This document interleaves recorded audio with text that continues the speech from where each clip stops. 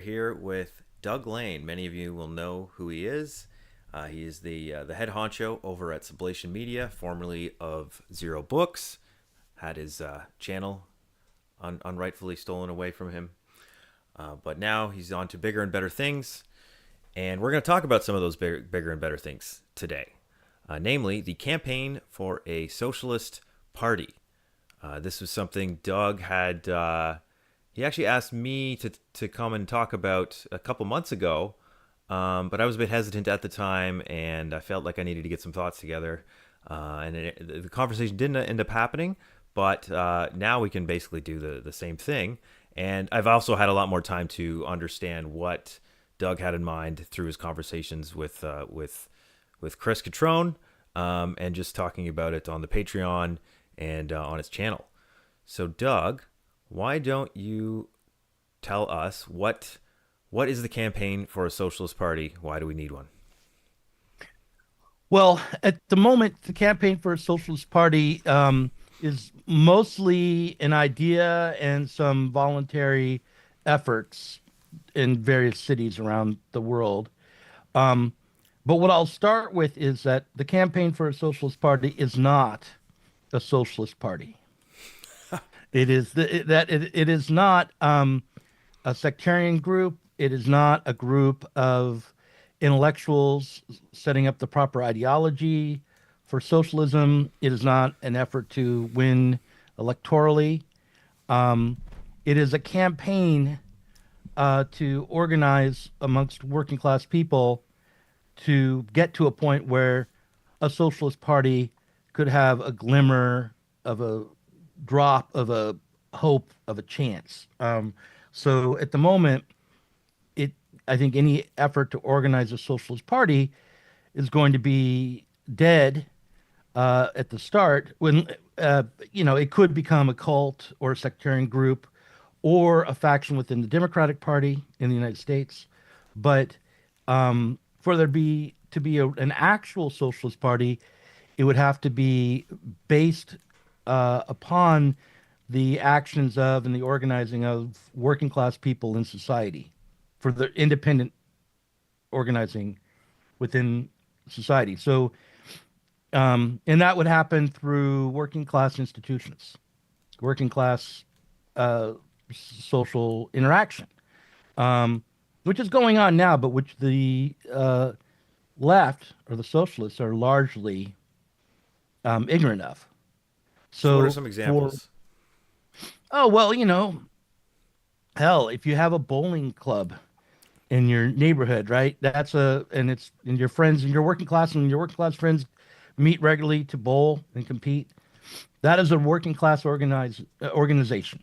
Um, if you go to a community center on the regular and maybe somebody teaches how to repair cuckoo clocks, that is, and to their neighbors, that is a working class institution. It's not even in that significant that it's political at the outset, but the fact that it's an impulse to organize to meet your needs socially within society, rather than being mediated through some agency within the state or by an NGO or a group of experts. Is when people in their neighborhoods and workplaces and their lives organize together to accomplish things. Those are working class institutions.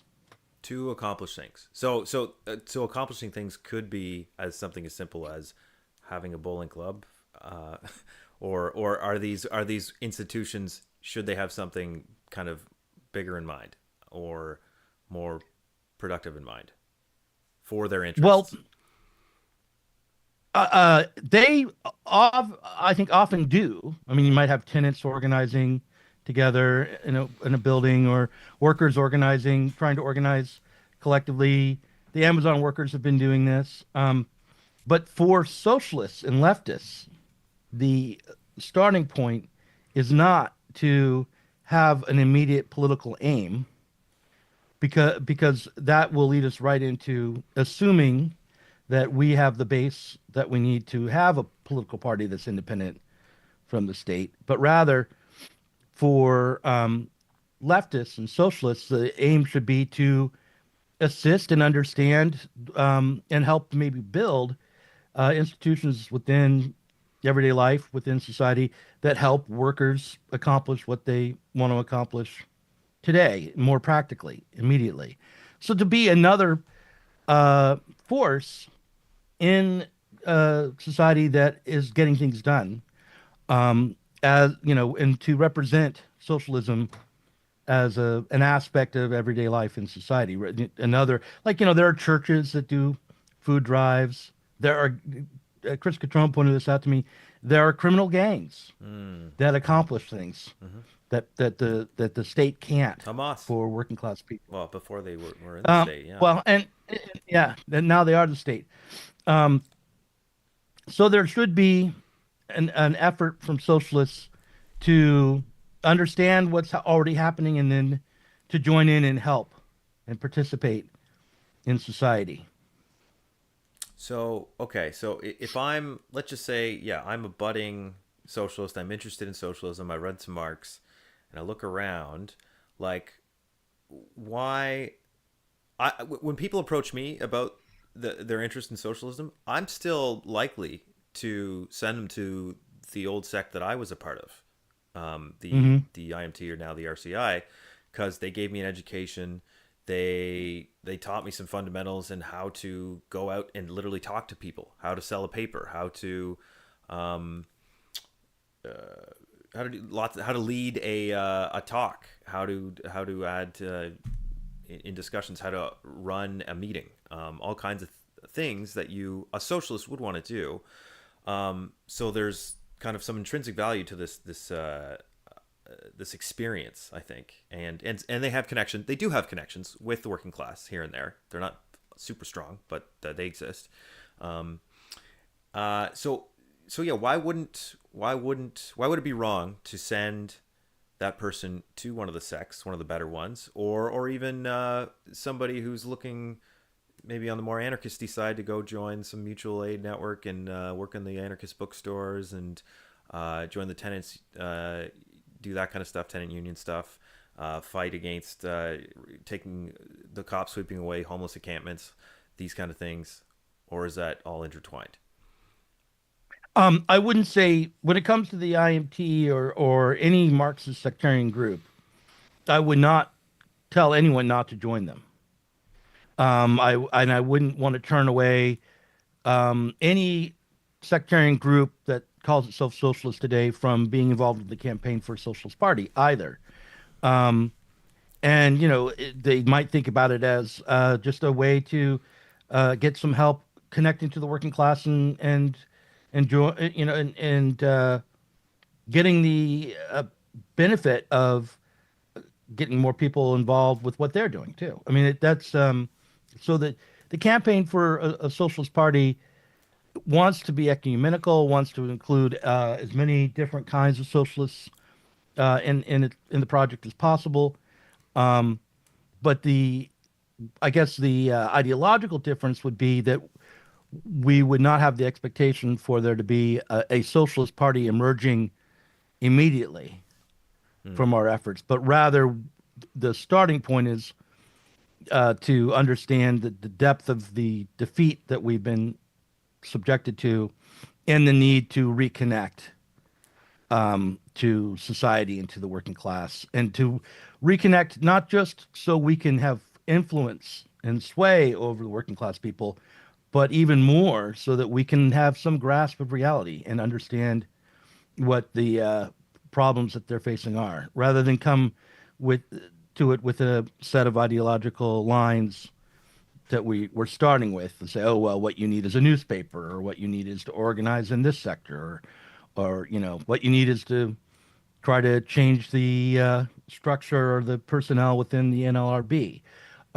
These ready-made answers are what we're trying to get away from, Hmm. and uh, what the campaign is doing is trying to again be present in society as socialists to help build practical institutions for working class people as socialists, to participate with, be aware of, coordinate with the other kinds of institutions that already exist. So so I guess yeah, the And with that very well could be an anarchist group doing foods not bombs or something like that. That doesn't exclude some of the left wing organizations that are currently operating. Again, the difference would be that with the anarchists, they tend to think that they can prefigure right. um, socialism. The campaign for a socialist party does believe in the necessity for there to be a socialist party, and this is some kind of base building at the outset, but also it's an educational project, especially through sublation. Mm. Go ahead. I'll let you ask your next question. Yeah, so the prefiguring thing. Now, could is it not valid to say that the Bolsheviks who succeeded in the revolution was there? Did they prefigure much of a civil society of working class institutions when they started their socialist party building, um, or like they didn't have? I feel like they didn't have much to work with in terms of working class institutions at the outset either. And but they put in the time, they put in the work to build up this party and build up the cadres, so that when the time came, they were ready. Rather than did they put a lot of effort into actually building up these social working class institutions? Well, there's two questions there. One is about prefiguring Mm-hmm. socialism, which is not the same thing as building up a political base for a political party to uh, try to take political power in a revolutionary moment, right? There's a difference between the kind of society that we're trying to create, the socialist society or communist society that we're hoping will arise from a revolution, and the political work that's necessary in order to struggle for revolution for the working class today. So when I was talking about prefigurative politics amongst the anarchists, there's a tendency to think that the organizing that they're doing now, the way they're this kind of civil society work, is going to be what replaces capitalist society. That you can Mm. prefigure the kind of political economic changes that you want while the capitalism is still dominating society. So that would be an ideological difference between what the campaign for a socialist party is aiming at and what current anarchist groups are aiming at. If, as I understand it, I mean, I'm glad to be corrected by people who are involved in those organizations. But so there's that. And then as to um, what the Bolsheviks did, you know, I maybe you would know some of this better than I do, but my understanding is that the Bolsheviks were emerging from an international working class socialist movement, and were getting support internationally and in Russia, and that while the proletariat was rather small in what would became the Soviet Union, they did have a base in the international and national working class. That there were working class institutions that had built up a socialist political. There was a split, of course, between the bull. They had it, some You're breaking up side here. Oh, shoot. before they took power, rather than starting out as already incorporated into the state, which they were trying to overcome. They were not a faction within the existing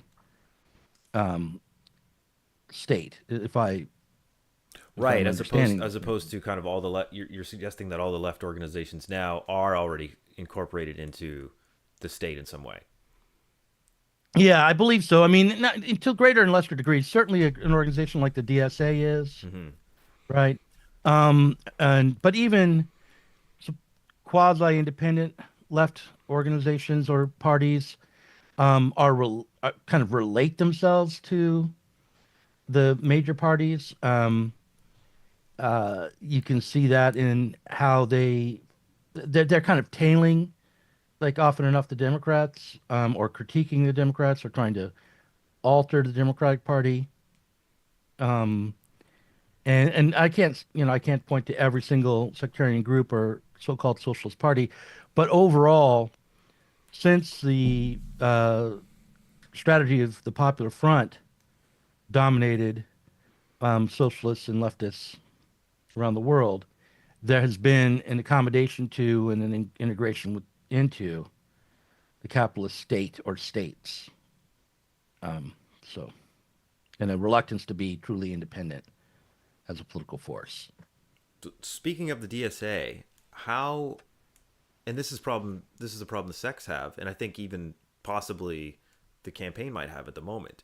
How do you prevent a campaign for a socialist party from becoming like the DSA in the sense of basically attracting mainly leftist students and members of the PMC, um, and petty bourgeois, and kind of a smattering of workers here and there, but mostly just drawing from the same pool that all these other organizations end up drawing from. Well, the thing to start with is, I mean, that would be fine if that's what happens, because the campaign for a socialist party is not aiming to recruit working class people into the campaign. You Mm, know that is not what right. the campaign for a socialist party is about. What we're about is trying to help set up independent working class institutions, that can down the line be a foundation or a basis for a party, a working class party, a socialist party. So we're not immediately trying to build that party. We're not trying to recruit people into a party. It's very voluntaristic basis right now.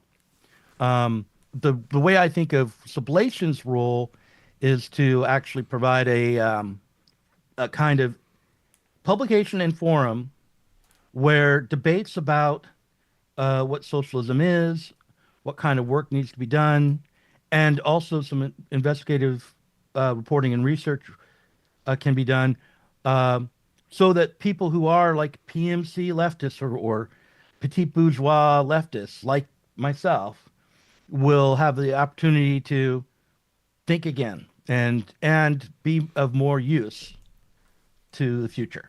So it kind of open up, accept the defeat, open up dialogue and debate along very kind of basic liberal bourgeois lines. So you're not starting with a prefabricated ideological perspective, although I guess the one thing would be everyone who would be involved would ultimately want to be helping the cause of socialism, however they think of that.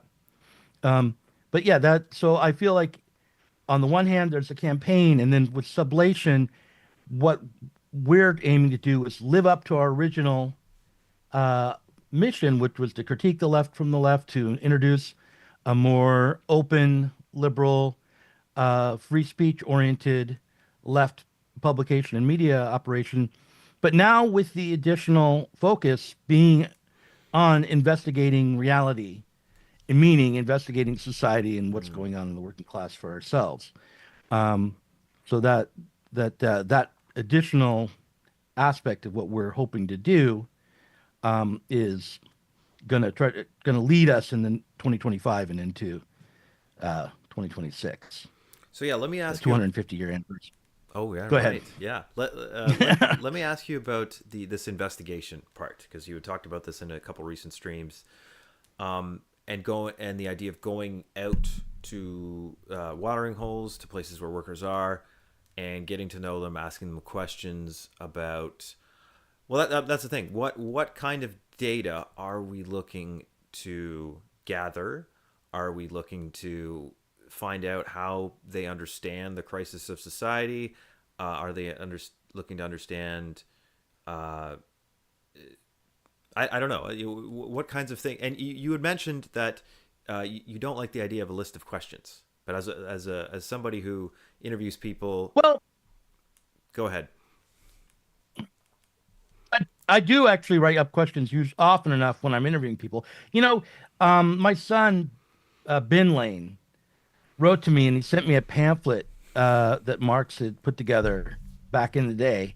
That was a survey. Let me see if I can pull it up. Ooh. It was a survey of the working class.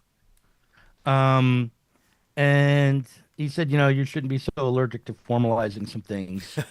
Hmm. I'm just so hesitant to like. I'm really trying to stamp out an ideological Right. start. You know, I'm wanting to like be receptive more than to dictate. But yeah, he sent me this pamphlet. The Karl Marx's Workers' Inquiry is the name of the book that it's in, and it was it included instructions for the delegates, report on the miners' guilds, just a whole bunch of uh, surveys and investigations into the working class movement of that time. And so this is a very traditional thing to do, to go out and do some empirical research into what the needs and demands and conditions of the working class are. So I will be trying to, as I do my, because the first meetup, the other aspect of the campaign is that a lot of it should take place in real life. That it isn't about, because it's not about creating a party. It isn't about branding the campaign. It's not about creating an institution for ourselves right away. It can include a lot of different parts, but it isn't attempting to go viral. You know, Mm. but in any case, so I'm having a real life meetup either in early January or at the end of this month, just with whoever's in Portland who has been paying attention, like might know about it and who I can reach through Twitter or social media or what have you, to organize an effort to go out and survey working class neighborhoods or working class people in Portland in a way that hopefully won't be too alienating Right. for the people who do it, I mean, if you but ask that smart will give questions, people a chance to. yeah, like if you ask questions in a you know intentional and thought out way, you can do it in a way that doesn't reveal your. It just sounds like a bland survey. It doesn't reveal your kind of uh, orientation at all. And you can. Well, here's something we ought not to do. We ought not to take Marx's original survey questions and just Yeah. take them out there. Like, what is your trade? Does the shop in which you work belong to a capitalist or to a limited company? State the names of the capitalist owners or directors of the company. These are the kinds of questions that Marx and the socialists of his time were asking when they would go out and survey workers. So what kind of And we things have would we want to to know? change them. Well, I'd want to know what company they work for. I mean, I've been trying to find like, I have a list of the top employers in the state. Um, I'd ask questions like, how many people do you work with? How many managers do you have? How many people are above you?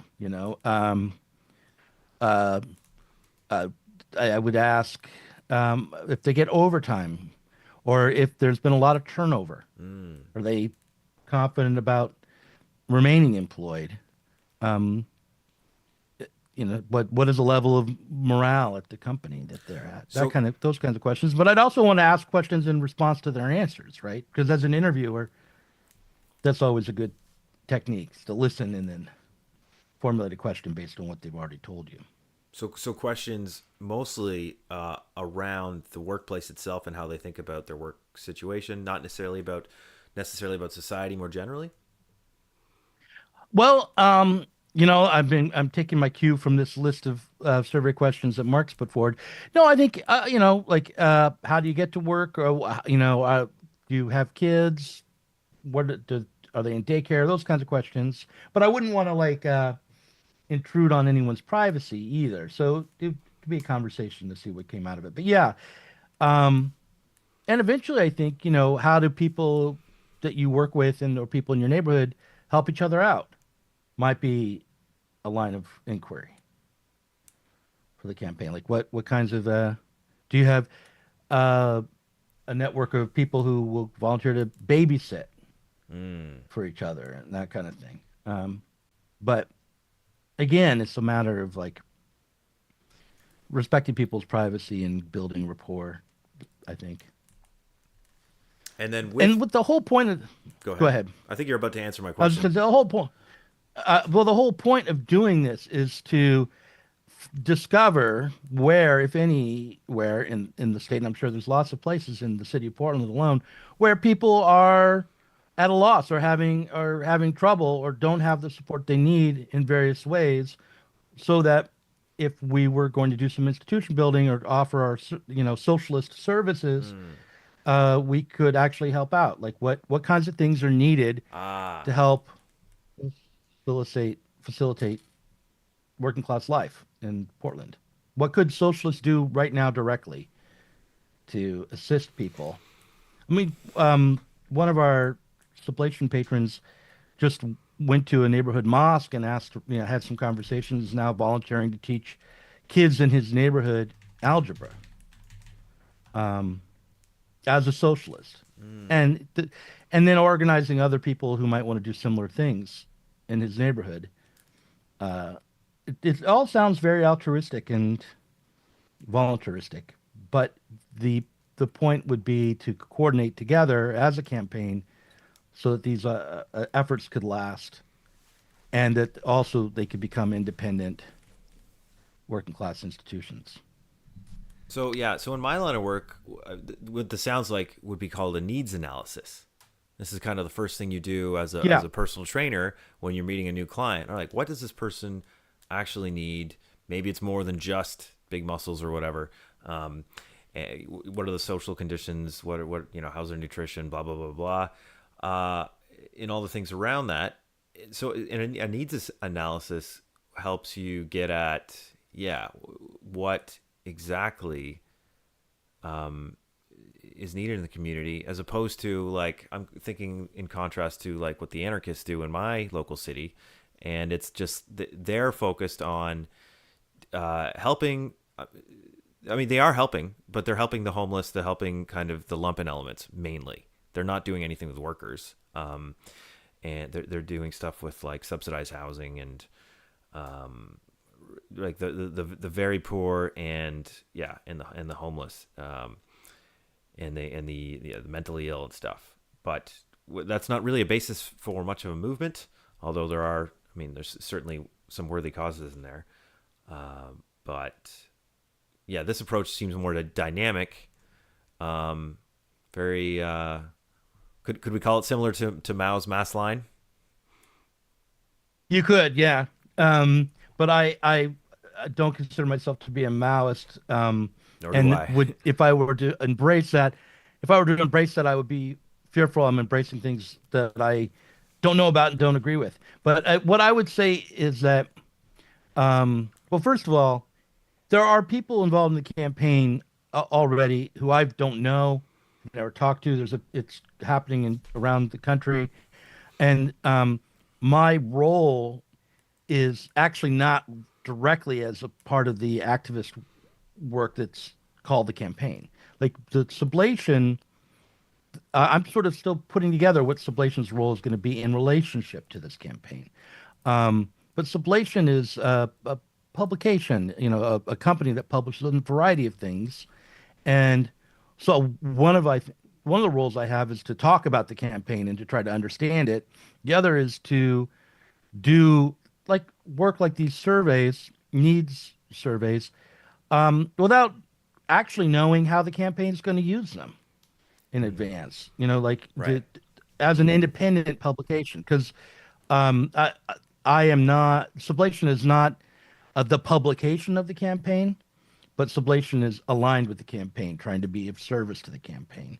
And my understanding is the best way to do that is to be as a kind of socialist but liberal publication where all these difficulties and problems can be aired out, where debates can be had, but not in the style of today where it's like destiny debates, you know, Adam Friedland or whatever, but in, actual debates with the aim of learning and reaching some kind of consensus over time. So yeah, so when you're asking me about the campaign, I'm giving you my best estimate of what it is, but Mm, Sublation um, is doing slightly different work. There's a division of labor here. right. This is not the activist part of it, Okay, so but there are like direct labor um, aspects. You know, there already are workers involved in the campaign, but those are workers who are already also socialist intellectuals for the most part, and they're meeting regularly just to build up labor clubs, just to build up places for workers to talk and socialize and think about politics in their lives together. Um, and but that's like direct. So that's a more direct attempt to do some institution building that is not ideological or party building directly. and okay, so if you're kind of you're not at the center of this of the at least the activist side, Hmm. where is there a where is this being coordinated, or is there a kind of overarching apparatus coordinating things, or is that yet to be developed? But there is a there's a Google group, Mm. and the people are talking to each other from around the world about what they're doing. It kind of reminds me of there's an anarchist character to this for sure. Do you remember indie media? No, No, you probably don't. no. Yeah. Sorry, I forget how young everyone is. Indie media rose up in the late 90s around the WTO protests, Mm. and it continued into the early 2000s around the war in Iraq and Afghanistan, and a variety of other things. So it was a network of bulletin boards, kind of a social media platform, but people would post articles and then comment on the articles, and and you know, there was a sense out of that everyone who was part of indie media was on the same side politically, Mm. doing work, going to protests or going to a strike or working on some direct action in some anarchist group and then reporting on it in indie media. And there's that aspect to the campaign where at the moment it's not a public facing mode of communication, but there is a sort of network of people who are exchanging ideas and discussing what they're doing through the internet, and then also going out into the world and acting independently as well, and then kind of reporting back in. So okay, so there are elements of yeah report backs, interventions, things going on that a party or a tendency might be doing already, but without this overarching apparatus and without the ideological line guiding everything. Yeah, it is very activist oriented because again, it's not a party. It's not even an aim to immediately build a party. There doesn't need to be a central committee because there is no party yet. What this is a bunch of socialists to agree that there needs to be more connection to the working class and more organization within the working class independently before a party could emerge. And so this is an attempt to facilitate that, to facilitate working class self-organization as socialists.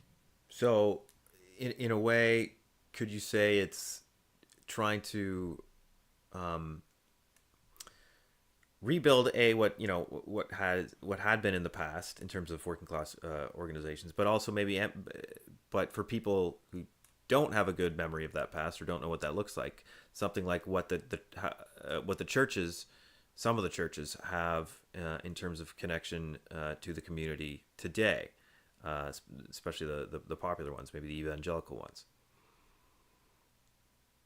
Yeah, absolutely. I mean, if we could build up working class institutions that are as popular as some of the churches or even small churches, that would be a big success. If we could have socialist projects happen where working class people or people in society get involved and they regularly continue to be involved in their community as and look to each other as members of these institutions and rely on each other on that basis. That's what we're aiming to produce. It's not like one-off projects where it's like, oh, somebody needs to redraw the crosswalk on 56 in Maine. So, and the state hasn't done it yet. So we'll get together a community group to do that. But more like uh, trying to create an institution which will meet those kinds of needs and others in different communities. By organizing working class people to be self-reliant and collectively. And kind of based off of the information we gather and the needs analysis, right? Yeah, I mean, but not right, but without it being, but be more like I'm just offering up. We'll just offer up Mm, some surveys or some needs analysis, but without any authority to say now implement these kinds of policies right. uh, or anything like that. Right. So That's my understanding of how it will work. But again, um, what I've been doing as a media personality or as a media publisher has been trying to get the idea out there as it because it's been around for a while. I mean, I want to talk about why this is happening now a sure, bit. yeah. It's been around for a while. Chris Catrone made this call for a campaign for a socialist party back in 2016, I believe it was, Yeah. and it didn't get taken up at the time because of the Bernie Sanders campaign and also the election of Trump, which diverted everyone into the Democratic Party. And I felt that this last election had done enough damage to the Democrats that Mm, most people who were not actually just Democrats, but actually wanted to be socialists, would be on some level aware of the necessity to build an independent political party and an independent political project. And I felt like Chris had a good grasp of what would be necessary to actually be independent, to have a base in society and not simply be a small sectarian group or some faction within the Democratic Party or some in some other way tailing after capitalist politics. So what we're trying to do is rebuild a base for civil society politics, working class politics, politics from below. I mean, we have suffered over the last, I'm going to say 100 years, but certainly over the last 50, since I was born, say, uh, a massive degeneration of everyday life, a massive project of atomization. mm, Um, hmm. we've become more and more reliant on big state or corporate driven projects, big capital, and divided against each other and atomized from each other dramatically. The pandemic was like this moment where it couldn't be denied how alienated we were and how that was the policy of the state, right, to keep us apart. Literally, Obviously, literally there were alienated. reasons for that, but yeah, right, right. Um, so now there's a desire on many levels within society to return to reality, to rebuild civil society, to focus on how we can be together as people rather than through technology and institutions that already exist. And so that is another aspect of this. So this is why it's a campaign for a socialist party, because part of the campaign is to leave your house, go talk to people you've never met. I mean, even if right away there's no political purpose of it, it maybe help you overcome your alienation a bit to just get out there, go have a beer with someone, ask them about what's going on with them in their life. Yeah, I think you brought up the pandemic. You just brought up, really, like you said, really brought the alienation and the precarity and the crisis of society to everyone's attention. And I think, yeah, you're right that now more than ever, people kind of understand the need um, for something to get back together with each other. And I think a lot of that energy actually is now going to the churches. Funnily enough, I think Hmm. actually, just from my observation, people on Twitter and even in real life, people seem to be going back to the Catholic Church. People are talking about the Eastern Orthodox Church. People like finding these old institutions that have been around. They're like, oh, that's where meaning was made. That's where community is. And it seems ripe for, well, actually, the socialists can offer something better than that as well. Right. Or, maybe it's just different from that at the start. Hmm. Maybe we don't try to compete with the churches because the churches do a lot and they're much better. They're better organized than we are. Yes. They have more money than we do. Maybe it's just like, oh, what aren't the what does your church and your community in the church offer, and what can these socialists offer that they're not offering? Again, Dave, who's part of the Patreon and for Sublation, he went to a mosque and talked to people there about what they need help with. And the church wasn't offering algebra classes, or the mosque wasn't, Mm-hmm. right? So he found something that he might organize as a socialist that hadn't already been organized, and without competing with the mosque. And whether that could be built up and become kind of institutionalized without it getting eaten by an NGO or stopped by some state program, um, is the question. Because that's the other thing that might happen is that, like it happened to the Black Panthers, right? They Mm-hmm. did these food drives, breakfast drives, and then the state came along and said, "Oh no, we're gonna take this over. We'll offer breakfast through the schools. There'll be public funding for this." And so the need that was being met by people directly through these independent institutions were then diverted back into the state, and that will be something that socialists will face Mm-hmm. as they move along. But that's why um, open communication, some analysis. So that's why intellectuals might be useful to do like historical analysis. Might write a question, like write an essay about how did the Black Panthers lose their way? How did the state, beyond just COINTELPRO, how did the state undermine the Black Panther movement? How did they undermine themselves? Um, that kind of analysis might be useful and something Sublation could do. Mm-hmm. So let's take it concretely. Let's bring it to the streets.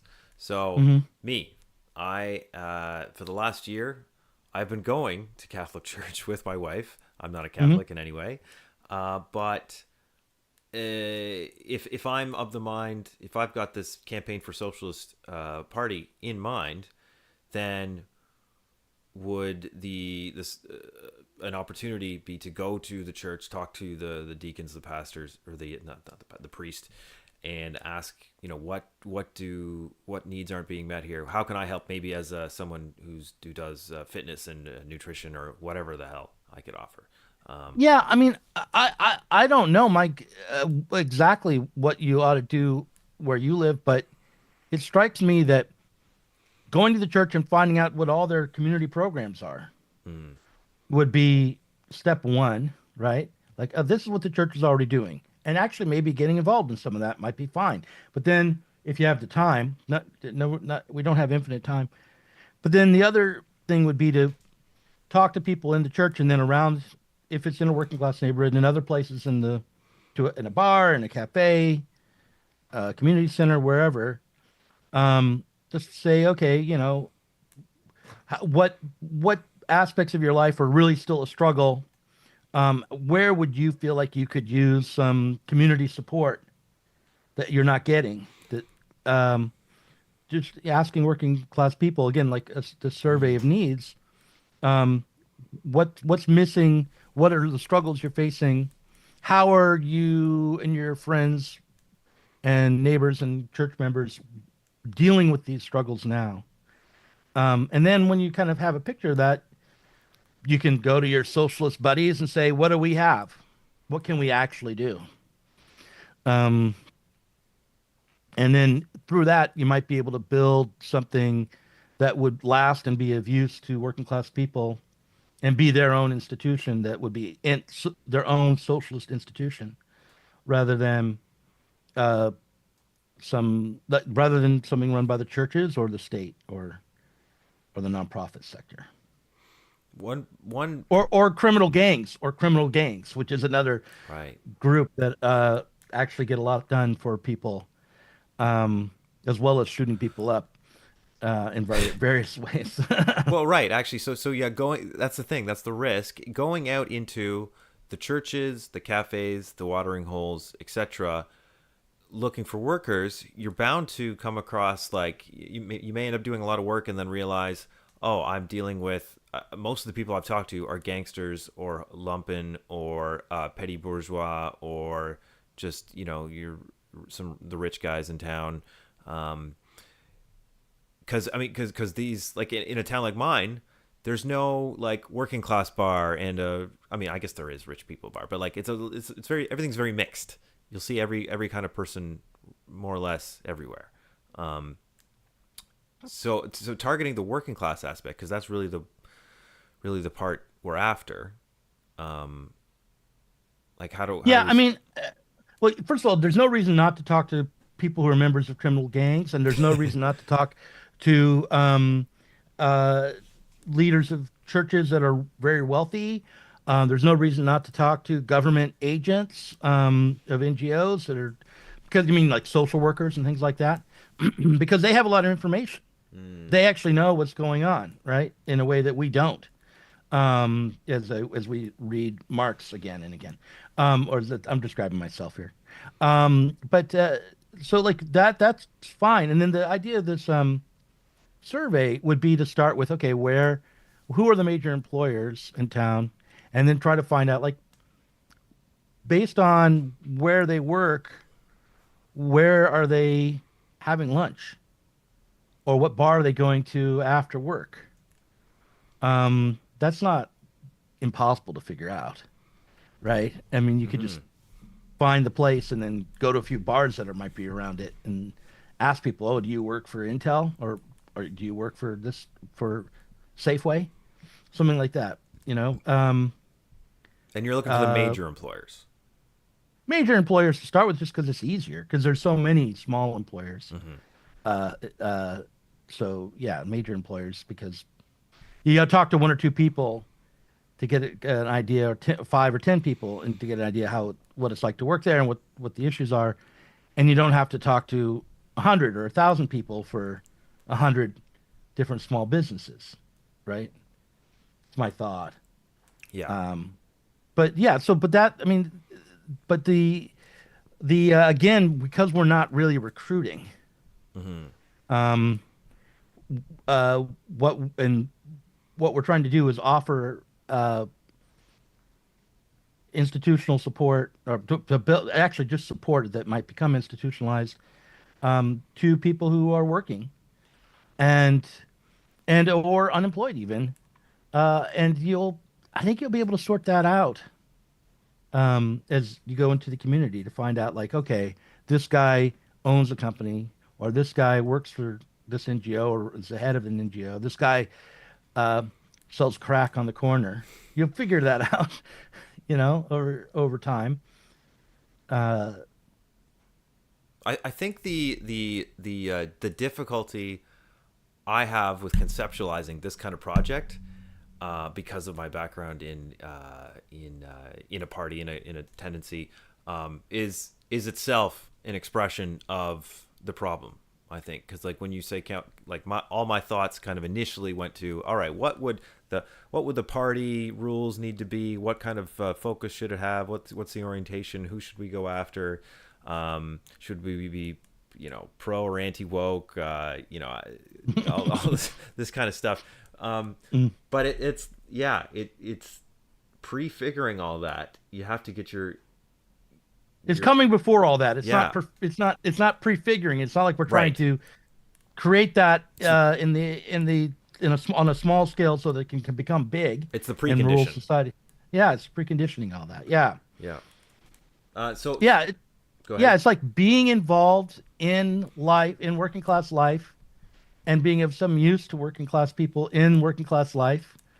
so that you can then have a basis to represent people, and you actually, because the state, does. We're very statified. The Mm. capitalist class isn't just a bunch of intellectuals who go, into their rooms and read. They set up programs that do all sorts of things for people and to people in society. So a socialist party would need to be involved in Do it better. everyday life, and do it better, or do it differently. I think do it differently at first, Hmm. and with a different aim. It's not so much that we're going to be able to provide a better meal than Mm. Meals on Wheels, right? Hmm. But rather that we're going to be able to provide a meal, and we're not going to uh, put a limit on people when we do it, because we're not working to get you to be dependent upon us.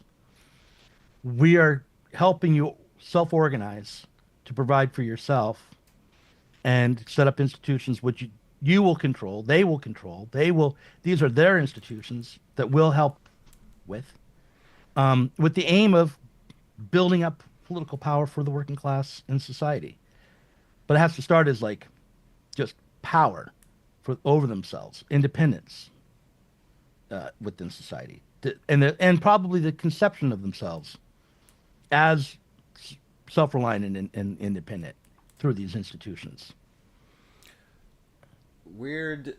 Solosky asks. Oh, sorry, no. Chapter Black asks, to what degree would platypus play a role? And I'll add to that. Like, let's say 5 years down the line, 10 years down the line, the campaign for a socialist party is doing well. It's what it's known about. Maybe it's even getting close to actually putting a party together. Um, what in that situation, what does the platypus have to do with this? How is it oriented towards the campaign, or for that matter, how would maybe Theory Underground be oriented towards that campaign? Well, I don't know about what Theory Underground's opinions are about the campaign, but they seem pretty supportive when I talk to when I talk to Dave. Um, but the Platypus Affiliate Society is an educational project within universities, and it's an intervention to try to um, combat a miseducation that they saw happening on the left. So it is not aimed at working class people particularly, but rather it would be about trying to get the left to be self-reflective and, at the very least, stop this perpetual miseducation or mitigate against it. So I understand the Platypus Affiliated Societies project. I'm not a member of Platypus. I'm a fellow traveler, Mm-hmm. with Platypus. Uh, but that none of that has much to do with the campaign for a socialist party, except in so much as it might help some socialists get to a point where they have the desire to help out with the campaign rather than uh, stay within a popular front style politics that is in crisis and self-contradictory and divided and on a kind of a loop of infinite repetition. Because I mean, I've been around on the left long enough to see, like, oh, now everyone's talking about the economy and austerity. Oh, now everyone's talking about racism. Mm-hmm. Oh, now everyone's talking about foreign wars. Mm-hmm. Oh, now we're all going to be talking about corporate power again, but we don't bring it together into a consistent, uh, totalizing critique and any effort to actually get at root causes. It's just we trail after our tail capitalist politics. So the Platypus Affiliate Society helps people who are kind of deeply committed to the left understand how this is happening and reflect upon the miseducation that they might be receiving or have or what they've already received. To give them the ability to be critical. That's the point of the Platypus Affiliated Society. But it's not even though Chris Catrone called for it, the campaign, it is not a platypus project. And in fact, people within platypus are sometimes pretty irritated with Chris for doing it because they just want him to be the platypus guy and to Hmm. come give lectures and not to get distracted by the real world. Speaking about the real world, so how do people get involved with this project right now if they want to, if they think this is a good idea, if they like what we're hearing? Well, okay. Um, the answer to that is they could write to me, or they could write to Catrone, or they could ask Sean KB about the labor clubs. There are others I'm sure I could point them to, but I don't have everyone. I don't really know everyone who's involved at the moment. Um, what I would suggest that you do is tr to start with is talk to other people in your community about this notion, and maybe try to do something like this survey. That's what I would tell you to do. Go out and find out what's happening in your community, that what's how needs are being met by these different institutions, and um, where there are some gaps, um, and like write it down, talk to each other about it. This is not this is something that the campaign itself is being built. It is not ready made. It is not already here. You can't click on it. That mean you know that's the thing that I'll say most of all. You're not going to just be able to click on it, send in your credit card information, or fill out a form, or subscribe to it. You can subscribe to Sublation, the Swolitariat, to people who are aligned with it, and then our task would be to keep up with what the campaign's doing and try to think about what the campaign might need and how we can be reflective on the struggle to rebuild society, basically, uh, eh, going forward. And it's gonna be hit and miss on that level, I think. I always have this tendency to like return to Gita board, like that explains everything. Like I have to, so like that's going to be hit. If I do that all the time, that's going to be hit and miss. Or if I get drawn into conspiracy theories, which sometimes I do, Uh-huh. that probably would be misdirection, as far as not very helpful for people who are actually trying to do community organizing work. Maybe sometimes it could be, but anyway, so so for me, what I like about aligning with the campaign is that just thinking about the needs of working class people and the campaign of for a socialist party together kind of disciplines how I approach doing my work as a writer and YouTuber and podcaster and things like that. So, Is like, there? for instance, I just did a podcast on autogynephilia, right? Yeah, I saw that. Yes. Right. Okay. So I think that's interesting. There are reasons I'm particularly interested in that, trying to figure out how to get past an ideological block around trans issues is what that was about. But the danger there is it plays into cultural politics. It's already very much involved in state policy. That whole debate is Hmm. really defined through these state policies. Hmm. Um, and operating on the level of trying to decide is are the majority of, say, trans women autogynephilic. It's really probably not going to be of that much practical import to people uh, who are just working, going to, or taking their kids to school, or just getting through life. It's like, and who might even have trans people in their life, knowing whether or not their trans brother is an autogynephile, or I guess trans sister, it probably won't be that important. Well, So it does. you just Go gave me an ahead. idea. I mean, there is a deep lack of quality information for parents and students on the gender question, right? So, I mean, even offering just like non-ideological, like activist ideological kind of gender-based groups or something. Is even because that's actually something that has been done in small scenarios, and that's actually has been proven to help.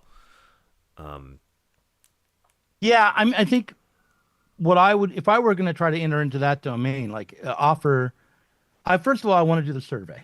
Hmm. I want to know, is this something a lot of working class people are concerned about? Right. Do they have this in their life, or is this just a concoction of the media for the most part, and maybe the college educated or something? Hmm. Um, but if there is a need, if a lot of working class people are concerned about their sons and daughters, say, probably the best we could do uh, would be to host forums where the issues could be discussed Hmm. without fear Right. and without any decision ahead of time as to what the right answers are Right. to begin with. Because, um, but like I think the best thing would be to help people understand that there isn't already an answer to this question. That to just bring forward the fact that there's a lot of debate going on right now. The right wing isn't that's just because they seem to be unorthodox.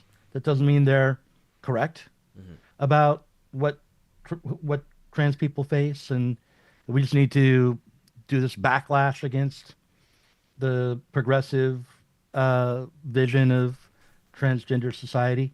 Um, but but also like we do need to think it through together. So if we could think that through together in a community, that would be amazing. I would imagine that's the most going to be one of the most difficult Thorny. conversations. Yeah, it wouldn't be where I'd want to start. You know. Right. Right. um, Okay. So, is there anything else we about the campaign uh, that we didn't discuss that you want to mention? well, I'm going to do some. I'm going to plug something. It's not the campaign, but I'm working right now on a documentary film about the last election. In fact, Mm. that's what it's called. It's the documentary film is called "The Last Election," and Clever. what I would so people should look for that. We're hoping it will get picked up by some streaming services when it's finished, but I think people should understand that this campaign for a socialist party, this attempt to start it on the ground, um, is in response to the political failures of the last 15 years. That maybe this isn't the right answer. Maybe this campaign isn't going to be able to sustain itself. I hope it will, but I would just want everyone to recognize the defeats that we faced and not to repeat the same approaches going forward without reflecting on it, without really reflecting on the defeats, which would mean not assuming you understand why they happened at the start. Which is one of the reasons why we went to like the RNC and the DNC to talk to people there to try to figure out what is this election? What is really happening in this election? Rather than say, well, I know what's really happening in this election because I read Jacobin, or I know what's really happening in this election because I watch Fox News, or I listen to Donald Trump and I know what's really happening in this election. It's like, no, what did all the different kinds of people who are involved in capitalist politics say is happening, and then what do we think about the, all the different answers that they gave and what they together might mean? So the documentary, in a way, is kind of a bit of a boot camp for the type of questions and investigation that would be done in the campaign. No, I think it's more like it's a boot camp for the kind of self-reflection that might be done by the intellectuals Mm. who are going to be supporting the campaign or thinking about the campaign. It's more of a sublation project than a campaign project. It's like Right. uh, sublation needs to the so-called intellectuals need to uh, be more critical of their own ideas and more willing to engage with the world, and also and take note of what's happening. I think often enough, really, we just go from one uh, ideological project to the other without even noticing that we're slipping from one to another.